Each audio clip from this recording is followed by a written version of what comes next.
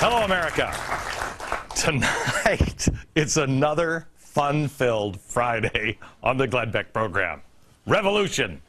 That is what we're going to talk about tonight, but in a historic context. And we have people in the audience who are from Hungary and Russia and Cuba, from countries all over the world that have experienced revolution. And revolution, up until recently, is a word that everybody thought was ridiculous. I mean, it was really a forgotten idea. It was thought of something from the old days in our dusty history books that apparently nobody reads anymore. But the events in Egypt and Tunisia and around the Middle East have served to put us on alert, I hope. Too many people right now are saying, oh, gee, a revolution, it's great. No, it's not. Because revolution is just the beginning. And it's a reminder of what a small but dedicated group of people bent on revolution can accomplish. We can easily forget the seeds of our own country were planted in revolution. How many countries that are existing right now in the world have their roots in revolution? I'll give you that answer in a second. Our revolutionaries were different. A lot of these are revolutionaries. Oh, I love this guy. Wish I had a t-shirt of this killer, huh? Or a Christmas ornament of this killer. These are many of the revolutionaries that are currently around and some of the old ones. But there's another group of revolutionaries that were much, much different. The founders were not a massive group of people. They didn't even all agree. Only 25% of the American population wanted to separate from Great Britain. Another 25% of Americans didn't want to separate, and 50% were like, whatever. Not really that different now, is it? But these men were dedicated, and they worked, and they plotted, and they planned, and they used their different abilities. There was Sam Adams, and Ben Franklin, and Thomas Paine. They got the message out to people. He did it through churches. He did it through his pamphlets that were handed out. Then there were people like James Madison and John Adams. If today's media existed during the American Revolution, the attacks would have been, oh, these guys, they're getting together with the Koch brothers and they're finding cash to fund an uprising. What they're doing is they're going to foreigners and getting cash. That's what they would have said, because that's what they did. The founders worked together, and they planned and they organized, even though they didn't agree. And they moved towards revolution. History has shown us that this happens time and time again. When there is unrest and discontent, people and groups who may not agree on everything work together to try to overturn the government. That's what these guys did. And the founders, what they did is they just broke away to form something new. The most organized, the group that is standing there and says, I've got a plan, they're the ones who usually stand in the end. The founders started talking about breaking away and self-governing in 1754. And then in 1770, the British started shooting. But it was 6 years later before this guy wrote the Declaration of Independence. And he said we should just break away. That was 1776. Here's a stat that, because it happened so long ago, we probably don't have the proper context on. 1776 is when we broke away. When did we get the Bill of Rights? When did we establish the government that we have right now and get the Bill of Rights? Anybody know? 1791 was the Bill of Rights. That's a long time. That's decades of planning, and then war, and then fighting. This guy, by 1789, this is Hamilton, he was actually arguing with all the other guys that we should maybe have something more like Great Britain again. The founders didn't agree on everything. Alexander Hamilton wanted to go back to the British through a revolution. This revolution was successful, but most are not. The French Revolution fooled some of our founders. Thomas Paine and Thomas Jefferson were both wrong about the French Revolution. The French Revolution, these guys thought it was a good thing. These two. When Robespierre decided to start to execute and behead the king and anyone else that got in the way, Paine, who had gone over to be a part and help out in the French Revolution, actually found himself in here, the Bastille. Paine was like, whoa, whoa, wait a minute, hold on just a second. And it landed him in prison for an execution. Fascinating story on why he wasn't executed. Maybe we'll tell you that later. I want to stick to the French Revolution. It's said to have begun on a tennis court, June 20th, 1789. It was inspired by ours. Started here. It was on a tennis court. They were locked out of the typical meeting place, and they swore an oath not to disband until they had drawn up a constitution for France. Once power changed hands, Robespierre became powerful, and in an attempt to stabilize the country, he went on a reign of terror. Remember, how many times have I said that people will beg for someone just to make the madness end? So he did. Anyone who was deemed a threat was executed immediately. It was a horror show. At one point, people used to go and they would cheer for the beheadings at the beginning.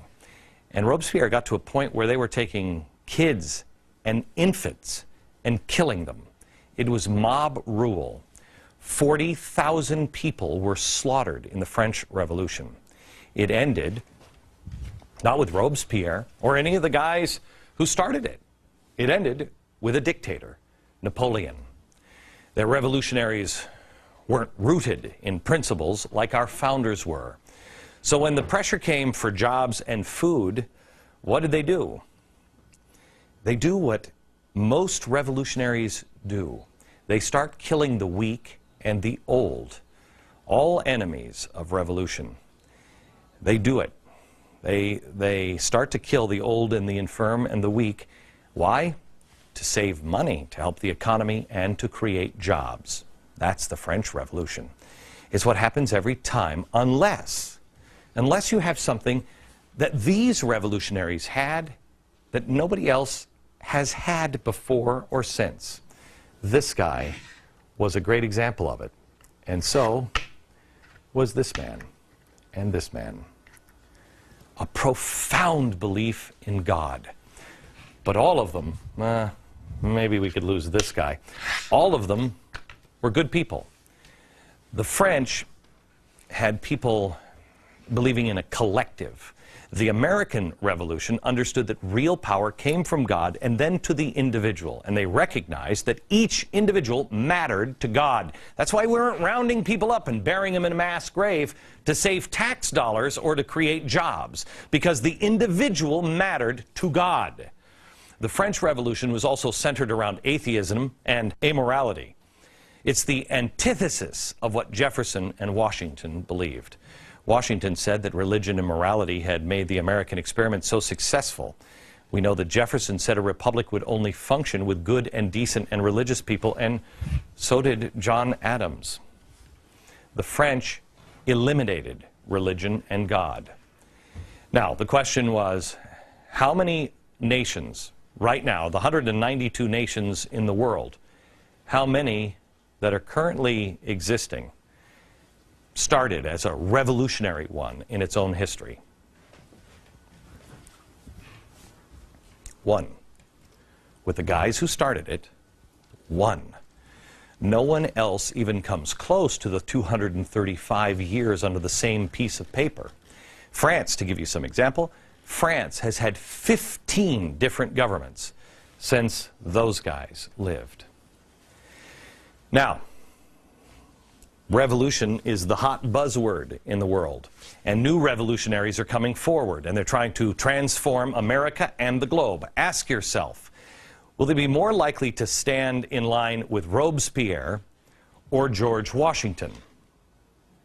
And who has the most organized group? Because that matters in the end.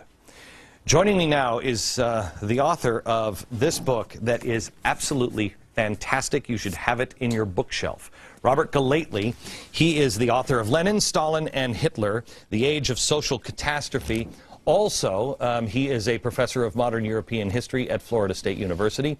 Joining me via satellite from London is British historian Andrew Roberts. He is the author of Napoleon and Wellington. I've had beef Wellington. And his new book is The Storm of War. And in California, to talk a little bit about the new revolutionaries, David Horowitz. He knows he's a former revolutionary himself and the author of Unholy Alliance, Radical Islam, and the American Left. Let me first go over the pond here and find out what do I have wrong in the French Revolution? Do I have it right? Yes, you've got it right. I think it's centrally, as you say, an atheistic attack on the established order. It very quickly, within 4 years of the fall of the Bastille, turns into a bloodbath, with people being guillotined for primarily political purposes, but also because of who they are, where they come from in the social class. And then, of course, it winds up at the end of that decade, in 1799, being taken over by Napoleon, who, as you mentioned, was able to offer jobs and stability and an end to the terror, but of course becomes a dictator. Does it always end? No, it ends in France. Professor Galelli, let me go to you. Does it always end with revolution, madness, and then a strong man coming in to stop the insanity and promising, I'll feed you and I'll care for you?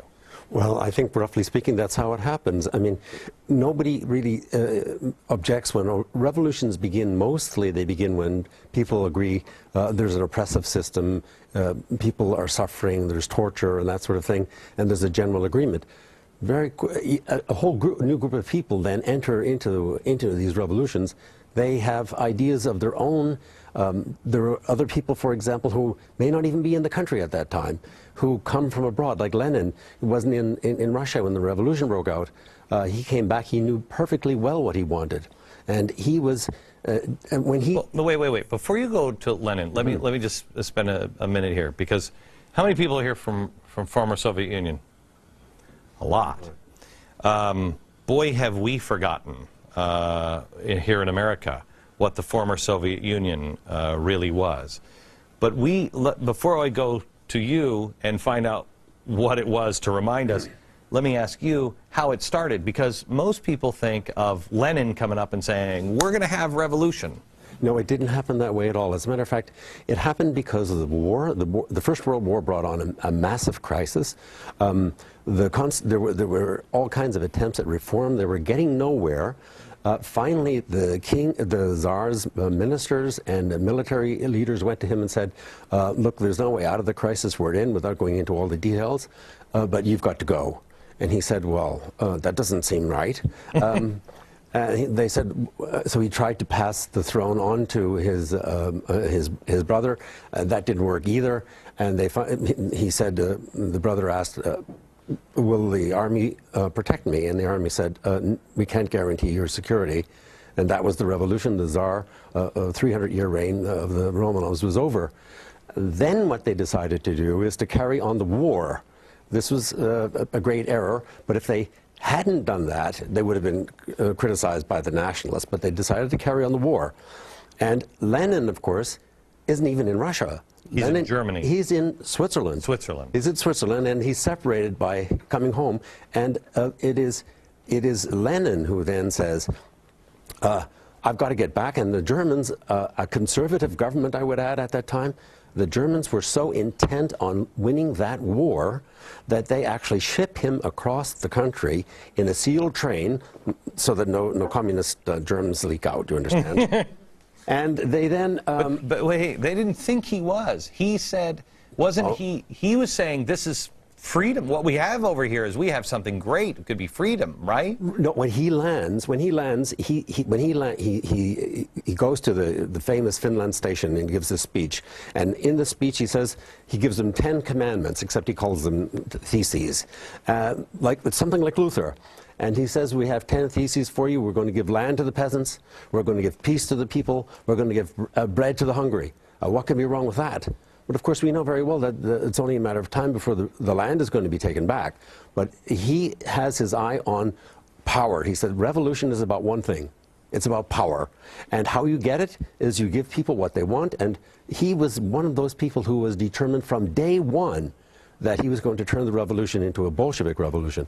Now, the revolution, in the meantime, the revolution is carrying on. They said, we'll have a constituent assembly. And the constituent assembly, what they decide to do is have elections. And of course, the elections, these carry on and on and on. And the elections are held. The Bolsheviks do not win. That's a foregone conclusion. Lenin has no intention for these elections to take place. And on the 25th of October, they carry out a violent coup against the regime. The Constituent Assembly actually does meet in January 1918. I know we're getting far ahead. And he lets it meet for one day. And that's it.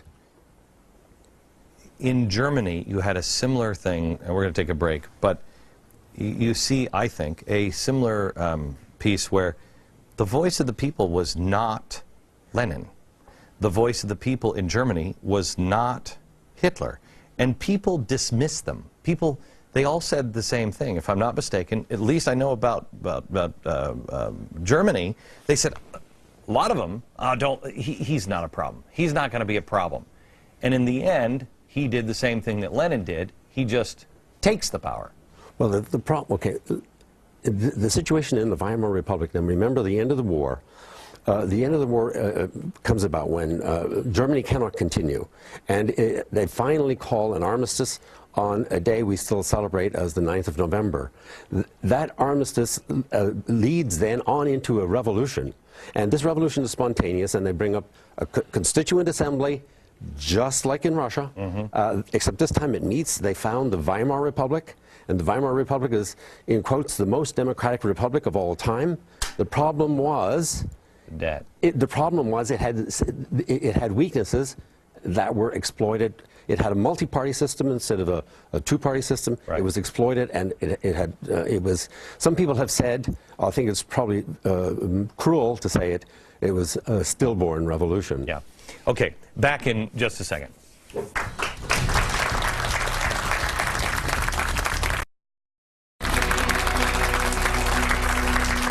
We're back with Robert Galately and Andrew Roberts and David Horowitz, and we're going to be joined with Andrew and David here in just a second and bring it forward a little bit. But I want to spend a little time with Russia because we have 7 people from Russia, 2 from the Ukraine, 3 from Hungary, 1 from Hungary and 3 from Cuba. I want to spend some time with Russia and Ukraine.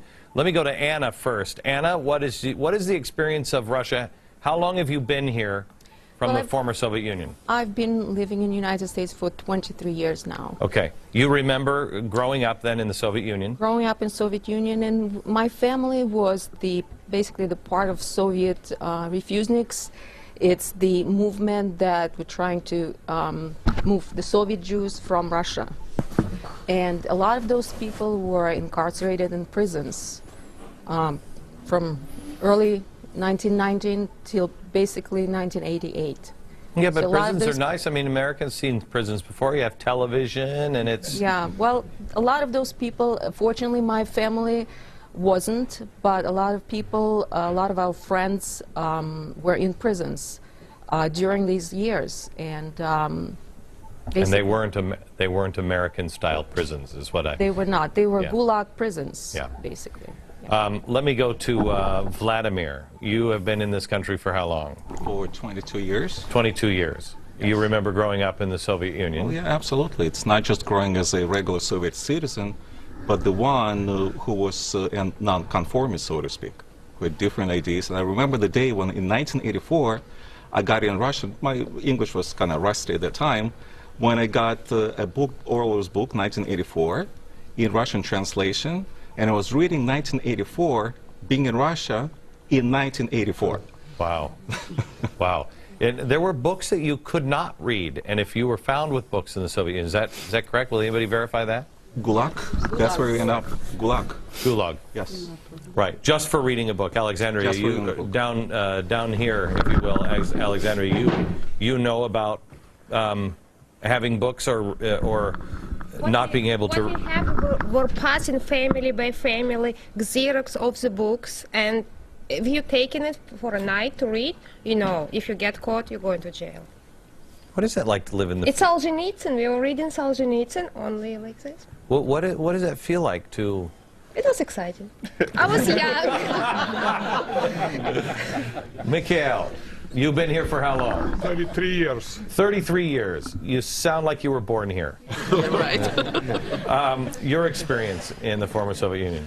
Experience as far as reading books, we call something samizdat, which means somebody just typed the books, you know, and secretly reading, you know, like Solzhenitsyn books.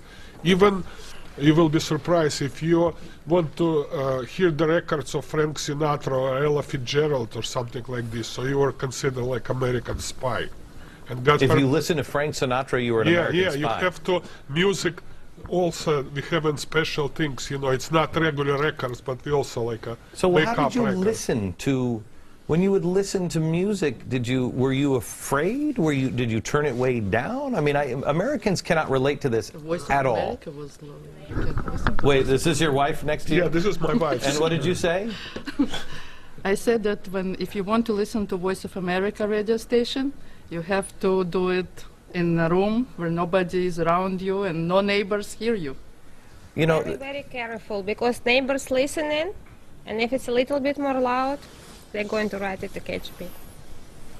did you... Did anybody was anybody asked to report on their friends or their family, or was anybody put in that situation? Vladimir?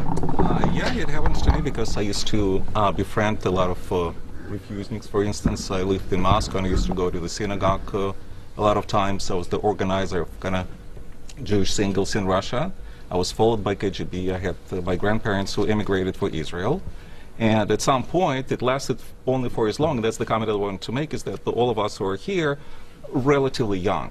So you had to do something to be sent to Gulag or to be punished by the KGB. But back then, in Stalin's times, to start with, you didn't have to do anything. In purges of 1936, 37, you'll get killed for nothing. You can be the staunch revolutionary or a communist. You'd still end up in Gulag, and tens of millions of people were. Robert, I think it was in your book that I read, and correct me if I'm wrong, it's been a few years since I've read it, but isn't it in your book where it talks about how, you know, they took the farm, you know, everybody was like, yeah, revolution, let's take it from the man, and they were handing out the farms and the businesses to the workers, but they didn't know how to run the farms.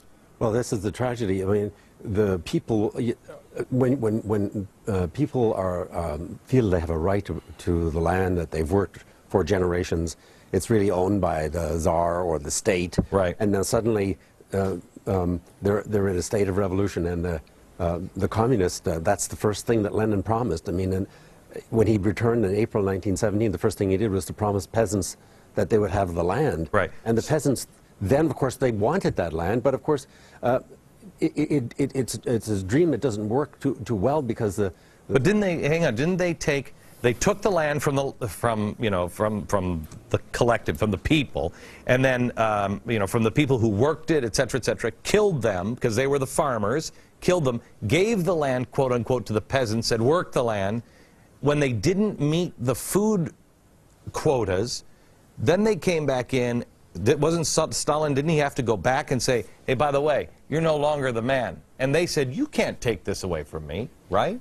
Well, now you've just summarized about 10 years of history there, but basically, Yeah. and God knows how many lives. Yeah. But in any case, basically you're right. I mean, that Lenin gives them the land. They can't make it pay because of there's an inflation that's going crazy. They can make Right. it pay. The productivity goes down. There are famines resulting, and the famines then, of course, they go after the best farmers often as well. Right. These are the so-called kulaks that are killed or deported, and naturally enough, you have a horrible situation as a result. That therefore opens the door to call for collectivization. Hey, let me go to, who's from Ukraine? Ukraine. You should come on down. We should bring a chair down here, Mikhail. You're from the Ukraine. From Odessa, right? How amazed are you that Americans don't know anything about the famine? The one that Russians intentionally brought on. You amazed that most Americans don't know what that is? Yeah, they don't know what it is. In fact, I was mentioning my 3 grandparents, you know. basically they were taking everything, all the belongings, and they live in small Jewish village we call shtetls, Jewish shtetls, and they just died, you know, from hunger in 1918. Before the collectivization, but after Right. collectivization probably was even more. And the Ukraine, they went in intentionally and tried. Well, I mean, this is debated still whether it was intentional or not, but basically it's still called a terror famine.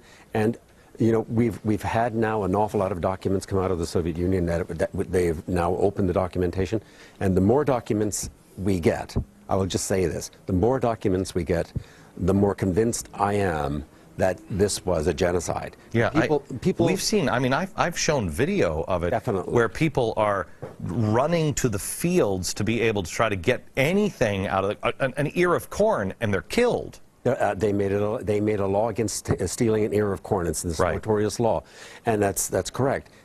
What was in dispute and remains in dispute is that we don't have a smoking gun. We don't have an order from Stalin saying do this on purpose. You see, the Genocide Convention calls for intentionality. Now, what we can say is that by force of circumstantial evidence, Right. there is now a case that is. Well, I would say there are very, very respectable historians now Right. who are now making the argument. And you were a very respectable historian until you appeared on this show, and now it's all shot to hell. Well. I want to now take it to today, and I want to take it over to England, where there are revolutionaries on the streets of England, and they're saying kind of the basic things that your parents and grandparents heard all around the world. And then also to a revolutionary who can recognize and decipher what people are really saying. The revolutionaries themselves. They're using a code language. We'll be back in just a second.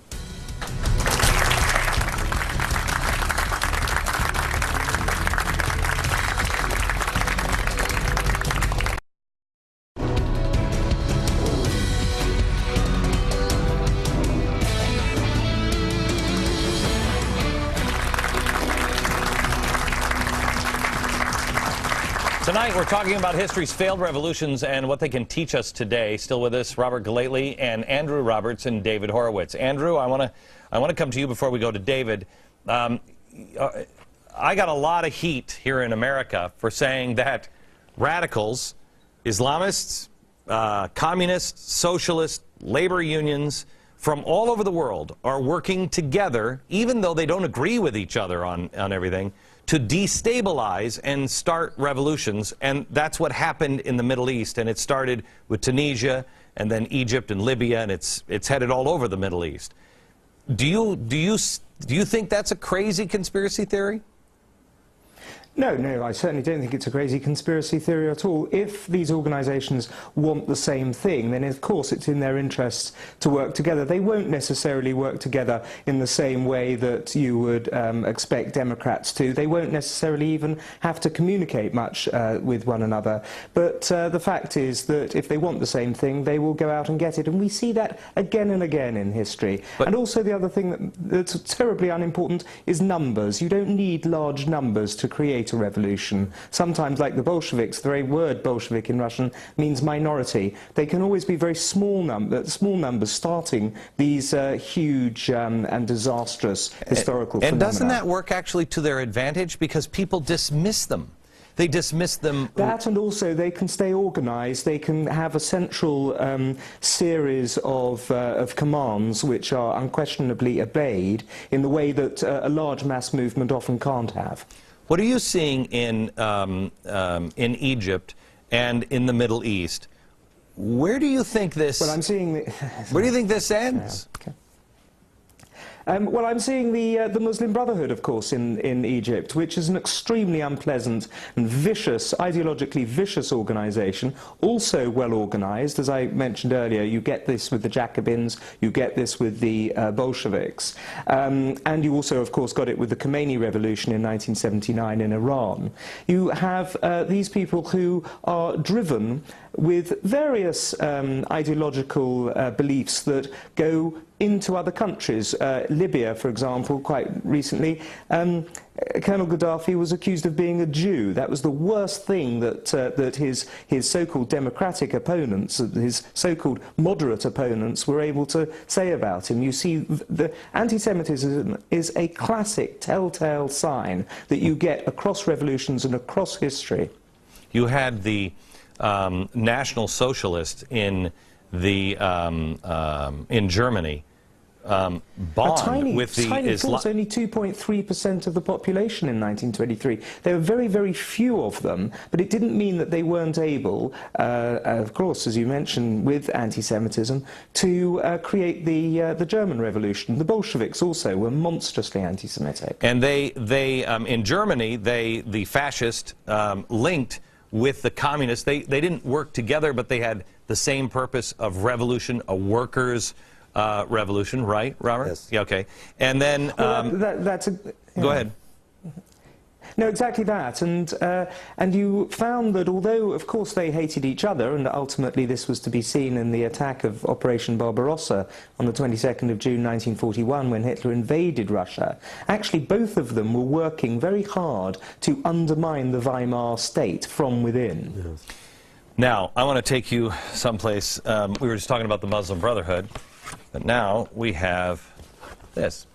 We have Muslim Brotherhood here in America, and we have radicals here in America, and they would like to have America be theirs. But there's also the labor unions, which surprisingly look an awful lot like the International Socialist Organization. This is AFL-CIO. This is the International Socialist Organization. You tell me what the difference is here besides color and the star. We'll do that next with David Horowitz.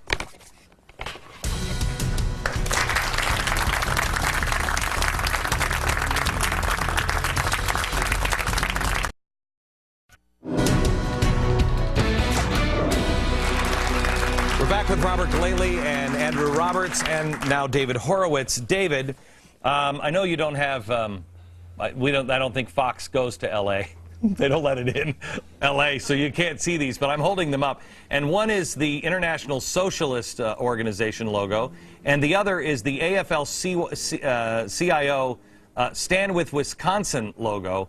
They're identical. Would you guys agree they're identical? Well, yeah, well of course, identical. The socialist radical left took over the AFL-CIO years ago. So when and I think your statement that the international left, including the unions, is working in the same direction with the Islamic jihadists and the Muslim Brotherhood is the truest thing that anybody has said about the crisis in the Middle East. I wanted to say, you hear people saying America has to get on the right side of history.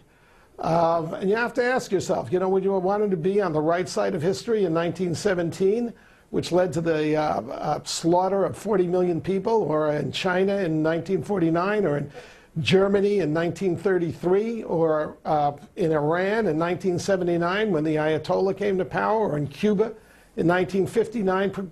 Progressives have this idea that history is a forward march, and that just around the corner there is a better world, and a miraculously better world.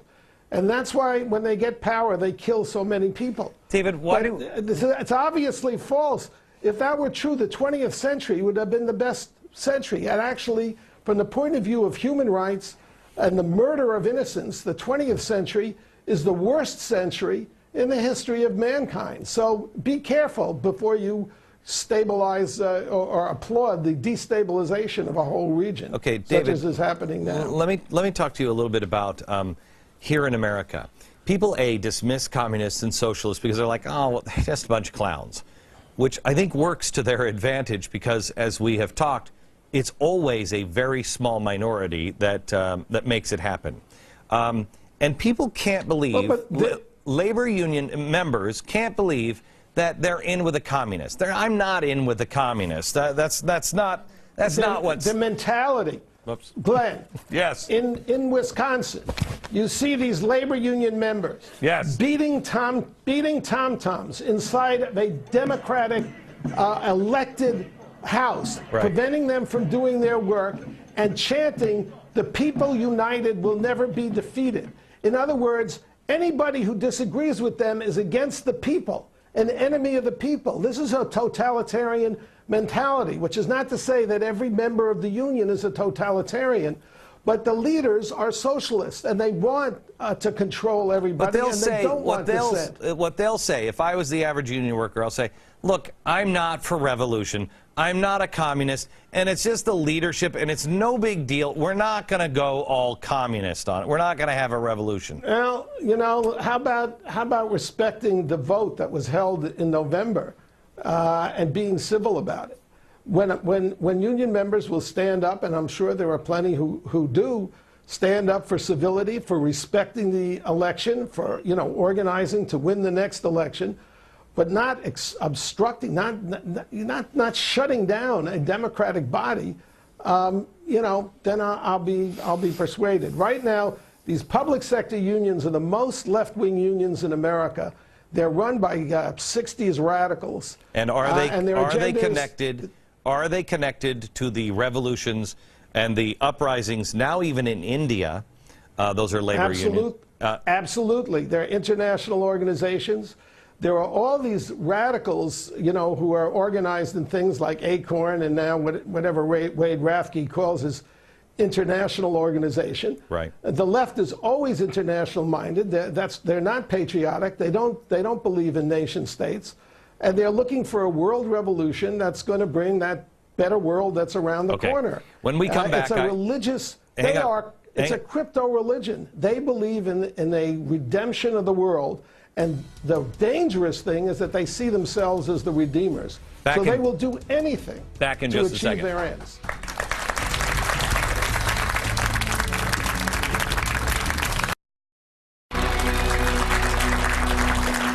Final few minutes here with Robert Galately, Andrew Roberts, and David Horowitz. But when we were in the break, I gave each of them 30 seconds, and I said, tell the American people one thing. If you don't want to repeat history, what is the one thing you must do? Robert? I would say the first thing you should do, and keep on doing, is watch out for civil and legal rights. These are the precious things that are the first things dictators get rid of. Particularly, I would emphasize freedom of the press.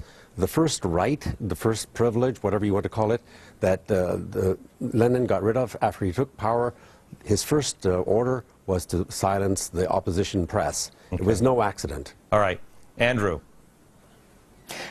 For me, it would be just, you've got to stick to your basic instincts. You've got to keep all those gut things that made America great in the first place, that allowed you to defeat this parliament that I'm sitting in front of. And we'll do it again if you don't watch yourself.